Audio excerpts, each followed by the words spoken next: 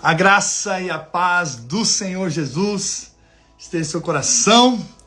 Que alegria estarmos aqui para compartilhar a palavra de Deus no seu coração. Essa palavra que não volta vazia. Essa palavra que cumpre o propósito pela qual ela foi designada.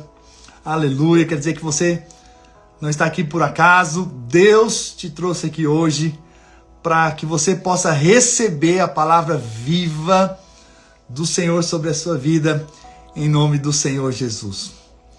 Vamos orar, vamos pedir para que o Espírito Santo fale conosco. Pai, nessa hora nós apenas nos voltamos ao Senhor, na plena certeza de que o Teu Espírito pode ministrar aos nossos corações. Essa unção que nos ensina, essa unção que nos habilita para compreendermos as verdades da Tua palavra. Dá-nos discernimento espiritual. Abre os nossos olhos para que possamos ver o Senhor e termos experiências lindas com o Senhor. Em nome do Senhor Jesus. Amém, amém. Glória a Jesus. Hoje eu gostaria de compartilhar sobre morte na panela. É sobre isso que eu quero falar. Nós estamos seguindo essa sequência da Bíblia, de histórias da Bíblia, e tirando princípios espirituais dela. Então nós já estamos no segundo livro de Reis, no capítulo 4 agora, e nós vamos compartilhar essa história. E o que Deus de fato quer nos ensinar com ela, em nome do Senhor Jesus, amém? Então, segundo Reis, capítulo 4, versículo 38, diz assim: Voltou Eliseu para Gilgal, havia fome naquela terra, estando os discípulos dos profetas assentados diante dele, disse ao moço: Põe a panela grande ao lume e faz um cozinhado para os discípulos dos profetas.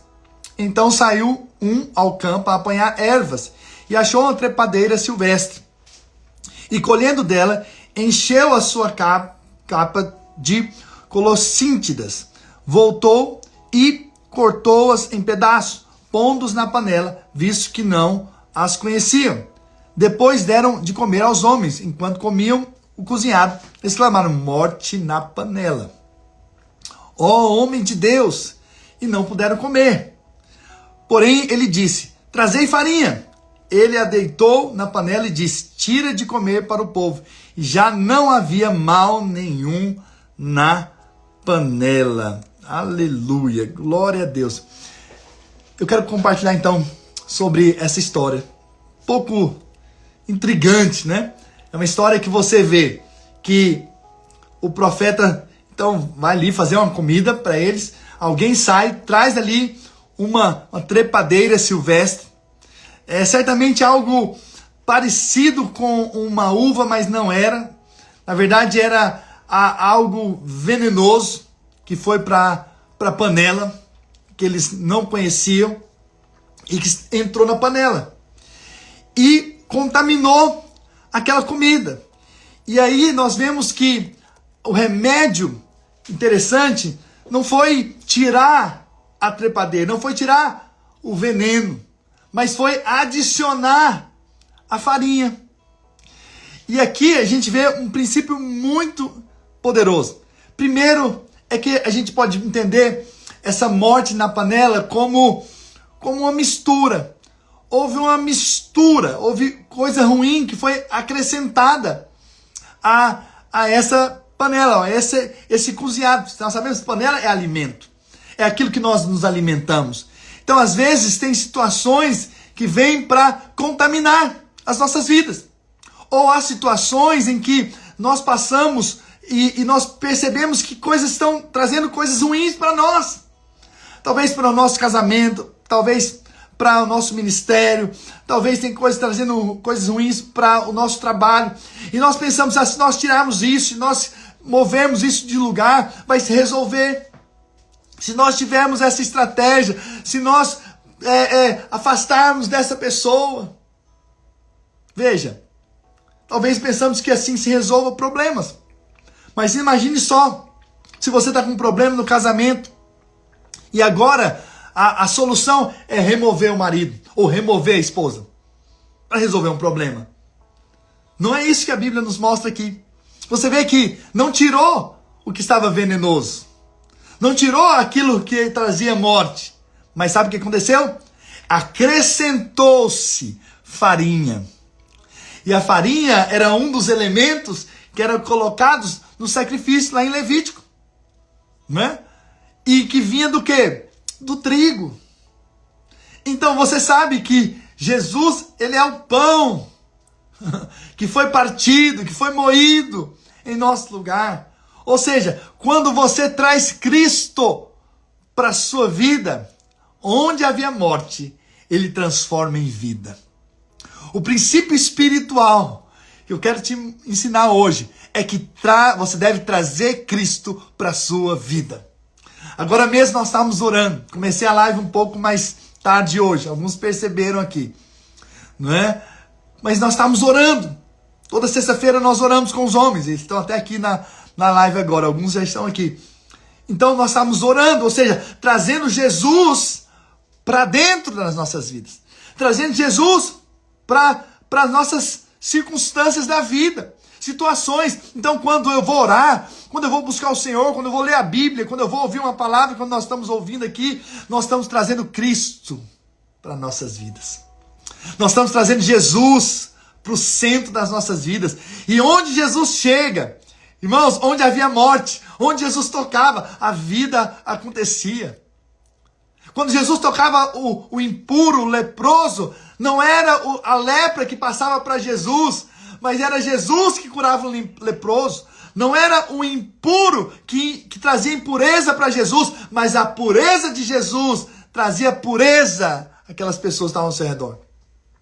Então veja, quando nós trazemos Cristo para as nossas vidas, quando nós trazemos o Senhor para o centro das nossas vidas, então nós vamos ver a morte se tornando vida. E é isso que Deus tem para nós. Mas eu gostaria de abordar um outro ponto ainda nessa palavra. Gostaria de dizer que se a panela é alimento, nós podemos dizer que pode haver dois tipos de alimento. Um que traz morte e um que traz vida. Deixa eu te dizer, a Bíblia diz: a lei mata, mas o Espírito vivifica. Quando nós queremos viver a nossa vida cristã na lei, baseado nos nossos méritos, nós vamos acabar tendo um problema de morte na panela. Porque não é pelo nosso mérito que nós vamos alcançar algo de Deus, é pelo que Cristo já fez na cruz. E quando nós cremos na graça de Cristo, então nós temos vida. Por que muitas pessoas, elas pelo seu esforço próprio tentam alcançar coisas em Deus e só vem morte? Porque esse não é o caminho. O caminho é confiar no que Cristo fez. O caminho é depender de Cristo. É depender do Senhor. Por isso, quando você traz a lei para dentro da sua vida, ou uma vida baseada na lei, em que para eu chegar a Deus, eu tenho que ser perfeito, eu tenho que fazer tudo perfeitamente bem, você vai chegar à conclusão que você não é essa perfeição toda. Não é. E não é mesmo. Nós não somos. E é muito bom que a gente reconheça isso, que nós não somos. Porque aí sim nós podemos reconhecer que só Deus é e que Deus pode fazer. E aí sim nós temos vida. Essa é a vida na graça. É a dependência completamente do que Cristo fez na cruz. E agora, eu obedeço por causa da graça de Deus sobre a minha vida. Deus me dá a graça de obedecer. Deus me dá a graça de vencer o pecado. Deus me dá a graça de prosperar. Deus me dá a graça de ter um casamento. Deus me dá a graça de ter filhos. Deus me dá a graça de ter ministério. Então hoje eu estou completando 42 anos. E é interessante que eu estava meditando nisso. Né? Depois de 42 anos dá para você saber que você não é a última Coca-Cola do deserto. Dá para perceber que você tem falhas, tem erros. E eu tentar agora receber algo de Deus porque eu sou bom, porque eu sou perfeito, eu falei impossível. Somente pela graça de Deus, eu posso alcançar o que Deus tem para mim. Por isso eu não quero viver minha vida baseado no que eu consigo fazer para Deus, mas baseado no que Ele já fez por mim. Vocês estão me entendendo? Aí eu vou ter vida. Mas se eu começo agora a ter essa atitude de andar pela lei, pelo merecimento, né? Alguém me escreveu ontem, falou, na verdade hoje, pastor, você merece. Eu não falo nada, mas eu sei que eu não mereço. Eu sei que eu não mereço. O que eu tenho pela graça. Sabe por quê? Porque é só assim que a vida vai continuar. Se você quer achegar-se a Deus baseado na sua própria capacidade, então você vai ter morte. Você vai viver na morte. Por quê? Porque é somente pela graça que nós podemos chegar até o Senhor. Porque se não fosse assim, se fosse pelas nossas próprias capacidades que nós poderíamos chegar até Deus, então Jesus não precisava ter vindo. Mas Jesus veio porque justamente nós não podemos. Justamente porque nós não conseguimos. Justamente porque nós não somos. Justamente porque nós nunca seríamos capazes de obedecer completamente. Mas agora Cristo em nós é que nos faz capazes. Cristo em nós é que nos leva à obediência. Cristo em nós é a nossa capacidade para vivermos uma vida vitoriosa em nome do Senhor Jesus. Amém? Que Deus possa realmente te dar essa vida abundante na graça do Senhor. Amém? Obrigado pelas felicitações aqui. Aleluia. Eu recebo toda a palavra de bênção. Mas eu gostaria de compartilhar mais uma história. Na verdade, Eliseu faz muitos milagres, né? Mas eu gostaria de compartilhar do milagre da cura de Naamã, ainda com você hoje. Então, Naamã era um comandante do exército do rei da Síria, um cara muito reconhecido. E a Bíblia diz que ele era um herói de guerra, ou seja, alta posição ali dentro do reinado da Síria, né? E aí você percebe que, por um lado, ele era um herói de guerra, mas por outro lado ele estava leproso. E aconteceu que na casa dele morava uma jovenzinha, uma menina, que foi levada cativa de Israel e que trabalhava para ele, para sua esposa. E ela testemunhou. E ela disse: tem um profeta em Israel que, se você for lá, você vai ser curado. E ele, então, ouvindo isso, ele foi até o rei e pediu para que fosse lá em Israel. Quando chegou lá, o rei até se assustou, porque eu sou lá capaz de curar alguém, né? E a Bíblia diz então que Eliseu ficou sabendo. Ele falou: não, pode deixar. Mande ele vir até mim que eu vou curá-lo. E ele então foi. E aí a gente percebe algo, e alguns princípios espirituais nessa história. Então ele vai até lá. E a primeira coisa que a gente percebe aqui nessa história é que o milagre, a cura, vem baseado na fé. E a priori foi a fé de uma menina. A menina creu que ele poderia ser curado. Começou a partir dela. Veja como que são as coisas, né? Então, um testemunho que você dá, uma palavra que você dá, Deus pode te curar. Isso é suficiente para aquela pessoa pegar aquela palavra e acreditar também. Então, por isso que nós testemunhamos. Por isso que a nossa igreja tem que ser um lugar onde nós ouvimos testemunhos de fé. Onde nós podemos também testemunhar que há um Deus que cura, há um Deus que sara, há um Deus que faz coisas extraordinárias. Começou a partir de uma menina. E aí ele foi lá para ministrar, ou para falar. Na verdade, ele foi para ser curado ali, Naamã, crendo que ia ser curado. Agora, ele foi e levou consigo ali 10 talentos de prata, 7.000 ciclos de ouro, 10 vestes festivais, como se ele fosse comprar alguma bênção. Entende? Mas, na verdade, as bênçãos não se compram, porque elas não estão à venda. Elas são dadas pela graça. Sempre crê que a cura é pela graça. O milagre é pela graça. O que você precisa é pela graça. Não vá querendo comprar uma bênção. Naamã falou que Naamã foi com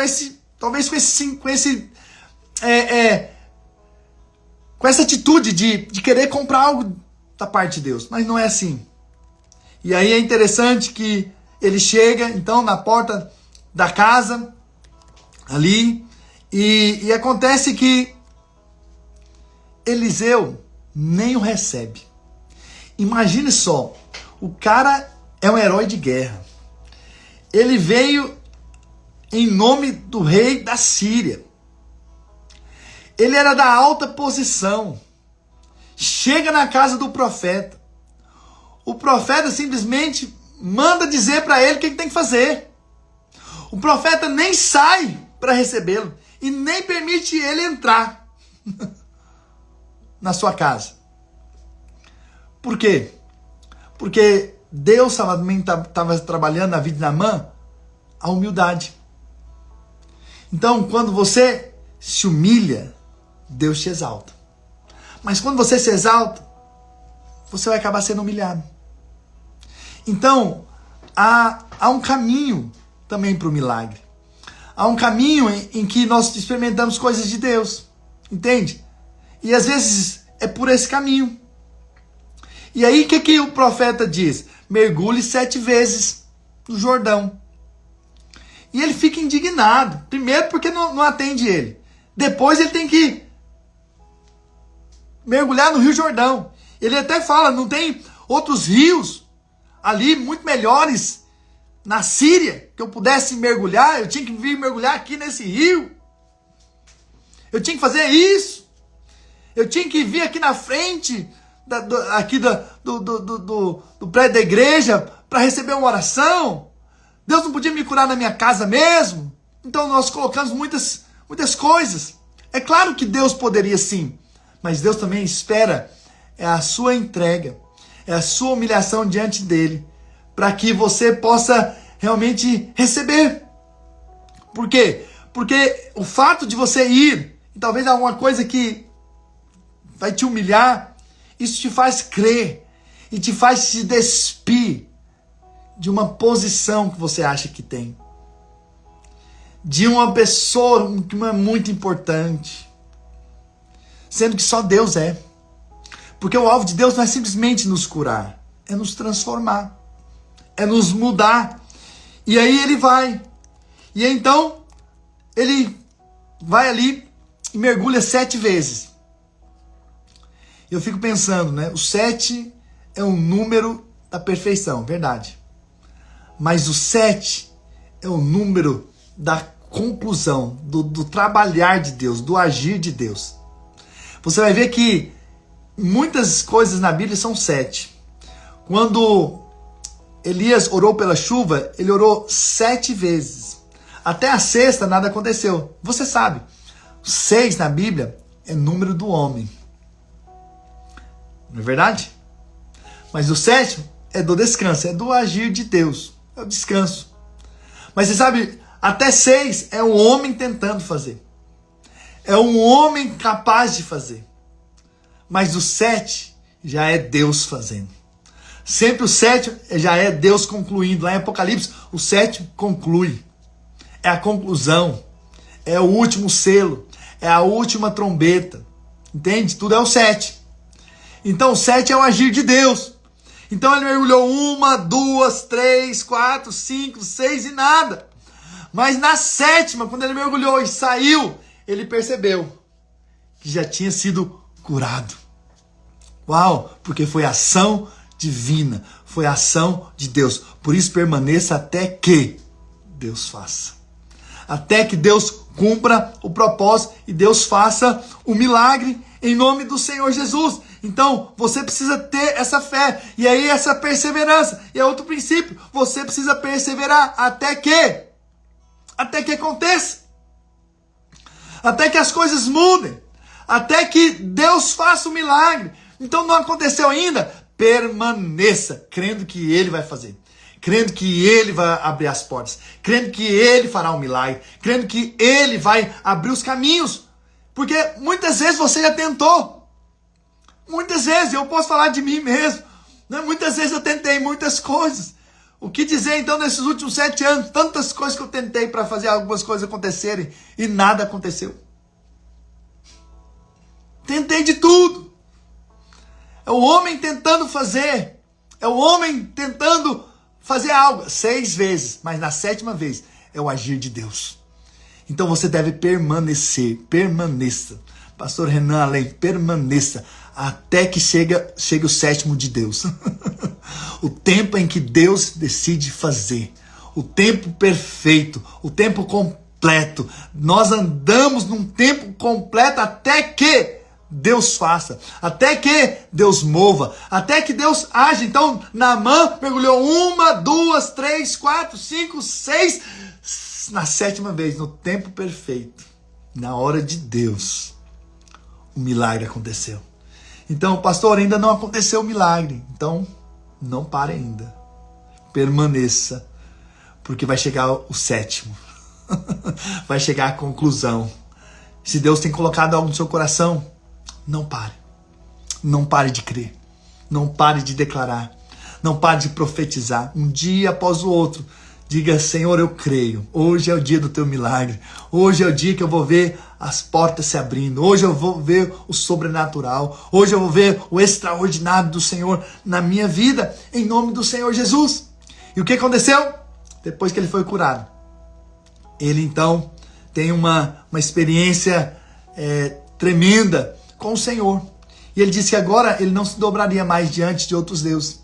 E ele também decidiu agora ofertar na vida de Eliseu. Eliseu nem aceitou, mas à frente a gente vai ver que Geazi, que é o seu servo, vai ali e então decide falar que o profeta pediu algo para outros profetas, outros ali, e aí então você vê que a lepra que estava em Naamã acaba indo para Geazi pela ganância, pela mentira.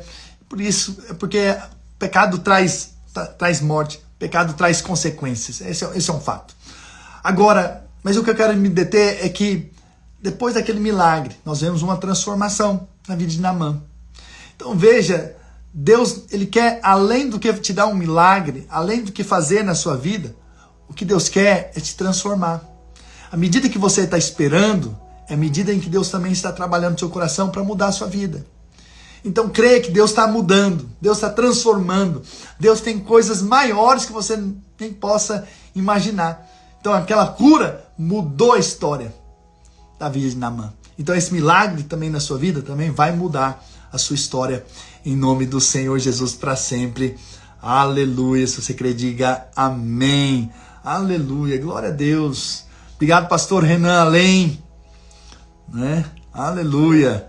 Chegamos aos 4.2. Aleluia. Isso é uma grande bênção na minha vida, viu? Aleluia. E vamos orar.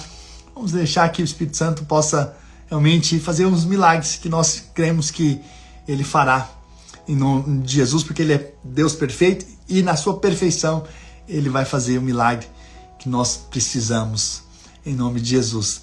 Pai, nessa hora eu oro pelos meus irmãos e declaro milagre. Eu declaro primeiramente que não há mais morte na panela, porque nós chamamos o Senhor para ser parte das nossas vidas. E nós temos completamente na graça do Senhor. E essa graça que nos dá vida e vida abundante. Mas também cremos que o Senhor é um Deus de milagres. E assim como o Senhor fez na vida de Naamã, de uma forma milagrosa, nós cremos também que hoje o Senhor faz milagres. Hoje o Senhor faz o extraordinário. Hoje o Senhor abre caminhos e portas. E o nome do Senhor é glorificado. Pai, em nome de Jesus eu libero bênçãos e bênçãos da parte do Senhor sobre a vida dos meus irmãos. E eu creio no sobrenatural do Senhor sobre a vida dos meus irmãos, em o nome do Senhor Jesus. Se você crê, diga amém, amém e amém. Aleluia, louvado seja o Senhor. E que você possa experimentar de bênçãos abundantes. De bênçãos abundantes da parte de Deus. Deus é o mesmo ontem, hoje e será eternamente o mesmo. O Deus que fez, trazendo vida à panela que estava em morte, ele vai trazer vida para você. E o Deus que fez o milagre na vida de Naamã vai fazer o milagre na sua vida. Em nome de Jesus, vai te transformar de uma maneira gloriosa e poderosa. Porque o Senhor é bom, tem coisas boas para cada um de nós, em nome do Senhor Jesus. Amém, irmãos? Glória a Deus. Que você possa ter um dia cheio do Espírito, cheio da unção, cheio da graça de Deus. Amém? E ore por mim, né? E declare, Senhor, abençoe o pastor Marcos nesse novo ano de vida. Somente falando isso, eu já vou ser muito abençoado do lado de cá. Com certeza eu vou receber, porque eu creio no poder da oração dos irmãos sobre as nossas vidas, em nome do Senhor Jesus. Um dia muito abençoado a todos nós, para a glória do Senhor. E não deixe de compartilhar aquilo que você tem recebido aqui. Tem sido alimento para você, vai alimentar outros também. Tem abençoado a sua vida, vai abençoar outros também, em nome do Senhor Jesus. Amém? Um grande abraço, estamos juntos, amo vocês, em nome do Senhor Jesus. Amém. Chuva de bênçãos, Zeca. Amém. Glória a Deus. Estamos juntos.